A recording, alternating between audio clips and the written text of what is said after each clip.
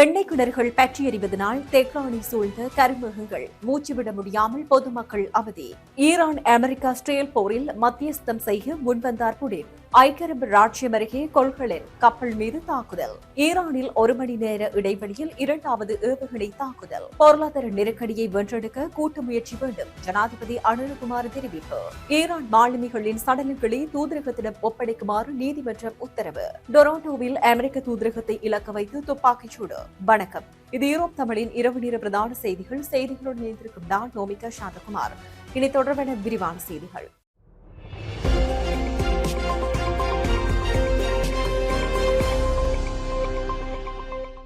பிரதான அனுசரணை வழங்குவோர் நண்டிஸ் ரெஸ்டாரண்ட் அண்ட் கேட்டரிங் சர்வீஸ்.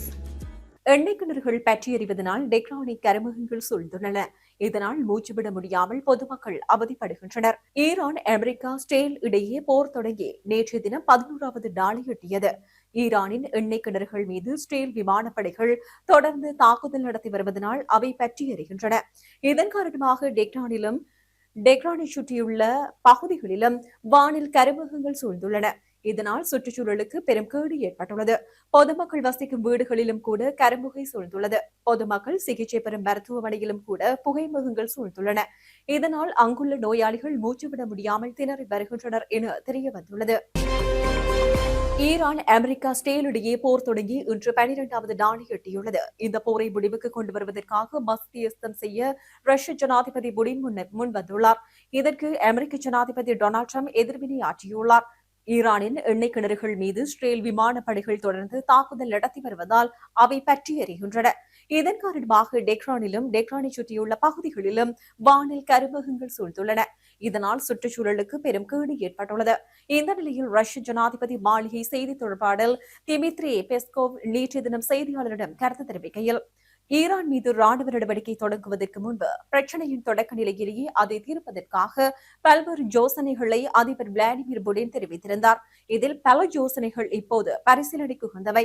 இந்த விவகாரத்தில் ரஷ்யா தன்னால் முடிந்த அளவு உதவி செய்ய தயாராக உள்ளது. மேலும் அவ்வாறு செய்வதில் மகிழ்ச்சி அடைகிறது. என்றாலும் இதற்கு பல புரிதல்கள் மற்றும் பல ஒப்பந்தங்கள் தேவை என்பதை நீங்கள் அறிவீர்கள். எனவே நாங்கள் சற்று பொறுமையாக காக்க வேண்டி உள்ளது என குறிப்பிட்டுள்ளார். ஐக்கிய அரபு ராச்சியத்திற்கு அருகிலுள்ள கடல் பகுதியில் கொள்கலன் கப்பல் ஒன்று தாக்குதலுக்குள்ளாகியுள்ளது. இந்த தாக்குதலை நடத்தியது யார் என்பது இதுவரை உறுதிப்படுத்தப்படவில்லை என வெளிநாட்டு ஊடகங்கள் செய்தி வெளியிட்டுள்ளன. இதற்கிடையில் இஸ்ரேல் மற்றும் அமெரிக்காவின் கூட்டு தாக்குதலில் ஈரானில் உள்ள சுமார் 10,000 இடங்கள் தாக்குதலுக்குள்ளாக்கப்பட்டுள்ளன. அத்துடன் இந்த தாக்குதலில் சுமார் 1300க்கும் மேற்பட்ட பொதுமக்கள் உயிரிழந்துள்ளனர். ஈரானால் 1 மணி நேர இடைவெளியில் 2வது முறையாக ஏவுகணை தாக்குதல் முன்னெடுக்கப்பட்டுள்ளதாக தகவல் வெளியாகியுள்ளது. மத்திய இஸ்ரேல் முழுவதும் இந்த தாக்குதல் அபாய எச்சரிக்கை ஒலிகளை எழுப்பினாலும் அவை அனைத்தும் இடைமறைத்து அளிக்கப்பட்டன. மேலும் இந்த சம்பவத்தில் உயிரிழப்புகள் எதுவும் ஏற்பட்டதாக தகவல் வெளியாகவில்லை என்பதும் குறிப்பிடத்தக்கது. தனித்தனியாக இல்லாமல் கூட்டு முயற்சியுடன் செயற்படுவதன் மூலம் மத்திய கிழக்கு போர்ச்சூழலால் ஏற்பட்டுள்ள பொருளாதார சவால்களை வெற்றி கொள்ள முடியும் என ஜனாதிபதி அனுரகுமார் திசாநாயக்க தெரிவித்தார். கொழும்பில் நேற்று தினம் செவ்வாய்க்கிழமை நடைபெற்ற இலங்கை இளம் தொழில் முனைவோர்கள் சபையின் 2026ஆம் ஆண்டு வருடாந்த பொதுக்கூட்டத்தில் முதன்மை விருந்தினராக கலந்து கொண்டு உரையாற்றும் போது அவர் இந்த விடயத்தை தெரிவித்திருந்தார். தலைமுறையாக வலுவான நாளை உருவாக்குவோம் என்றும் தொனிப்பொருளின் கீழ் இந்த மாநாடு நடைபெற்றது. தற்போது ஏற்பட்டுள்ள நெருக்கடியானது 2022ஆம் ஆண்டை போன்ற டாலர் தட்டுப்பாடு அல்ல என ஜனாதிபதி சுட்டிக்காட்டினார். இது விநியோக பாதைகள் முடங்கியதால் ஏற்பட்டுள்ள ஒரு வெளிப்புற அதிர்ச்சி என குறிப்பிட்டுள்ளார். மார்ச் மாத தொடக்கத்தில் $70 இருந்த ஒரு பீப்பாய் மசகு எண்ணெயின் விலை தற்போது $100 வரை உயர்வடைந்துள்ளது. உலக சந்தையில் நிச்சயமற்ற நிலை உருவாகியுள்ளது எனவும் அவர் குறிப்பிட்டுள்ளார். எரிபொருள் தட்டுப்பாடு ஏற்படும் என்ற அச்சத்தில் பொதுமக்கள் அதிக அளவில் எரிபொருளை சேமிக்க தொடங்கியுள்ளதாக குறிப்பிடப்பட்டுள்ளது. அத்துடன் மார்ச் மாதம் 1ஆம் தேதி 4,500 கிலோ லீட்டராக இருந்த டீசல் விற்பனை மார்ச் மாதம் 3ஆம் தேதி 10,500 கிலோ லீட்டராக அதிகரித்துள்ளது. பீதியடைய தேவையில்லை. அடுத்த 2 மாதங்களுக்கு தடையற்ற எரிபொருள் விநியோகத்தை உறுதிப்படுத்த அரசு நட்பு நாடுகளுடன் பேச்சு நடாத்தி வருகின்றது எனவும் அவர் உறுதிப்படுத்தியுள்ளார்.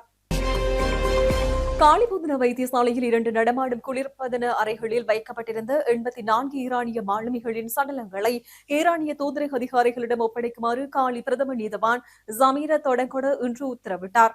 காலி போதனா வைத்தியசாலையின் பணிப்பாளர்களுக்கு இந்த உத்தரவு பிறப்பிக்கப்பட்டுள்ளதாக தகவல் வெளியாகியுள்ளது. காலி துறைமுக போலீசார் இது தொடர்பாக காலி பிரதான நீதவான் நீதிமன்றத்தில் முன்வைத்த விசேட கோரிக்கையை பரிசீலித்த பின்னரே நீதவான் இந்த உத்தரவை பிறப்பித்தார். இலங்கைக்கு அப்பால் இந்த சமுத்திர பிராந்தியத்தில் அமெரிக்காவின் தாக்குதலில் உயிரிழந்த இந்த மாலுமிகளின் உடல்கள் சட்ட ரீதியான நடைமுறைக்காக கடந்த சில நாட்களாக காலி போதனா வைத்தியசாலையில் பாதுகாப்பாக வைக்கப்பட்டிருந்தன. தூதரக அதிகாரிகளிடம் ஒப்படைக்கப்பட்ட பின்னர் இந்த உடல்கள் ஈரானுக்கு அனுப்பி வைக்கப்படவுள்ளதாக தகவல் வெளியாகியுள்ளது. கனடாவின் டொரண்டோ நகரில் அமைந்துள்ள அமெரிக்க தூதரகத்தை இலக்கு வைத்து நேற்றைய தினம் அதிகாலை துப்பாக்கிச்சூடு நடத்தப்பட்டுள்ளது.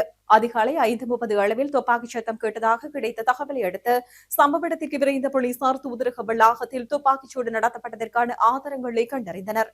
சம்பவத்தில் எவருக்கும் காயம் ஏற்படாத நிலையில் இதனுடன் தொடர்புடைய சந்தேக நபர்கள் எவரும் இதுவரை அடையாளம் காணப்படவில்லை என தகவல்கள் தெரிவிக்கின்றன.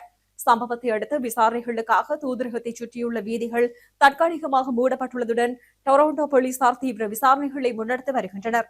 ஈரான் மீதான அமெரிக்க இஸ்ரேலிய தாக்குதல்கள் கடந்த பிப்ரவரி மாதம் 28ஆம் தேதி ஆரம்பமானதிலிருந்து டொரண்டோவில் உள்ள ஜூத வழிபாட்டு தலங்கள் மற்றும் ஈரான் அரசுக்கு எதிரான கருத்துக்களை கொண்டவர்களின் இடங்கள் மீது தொடர்ச்சியாக இவ்வாறான துப்பாக்கிச்சூடு சம்பவங்கள் பதிவாகி வருகின்றன. செய்திகளின் நிறைவாக மீண்டும் தலைப்புச் செய்திகள். எண்ணெய் கிணறுகள் பற்றி எறிவதனால் தெஹ்ரானை சூழ்ந்த கருமேகங்கள் மூச்சுவிட முடியாமல் பொதுமக்கள் அவதி. ஈரான் அமெரிக்கா இஸ்ரேல் போரில் மத்தியஸ்தம் செய்ய முன்வந்தார் புடின்.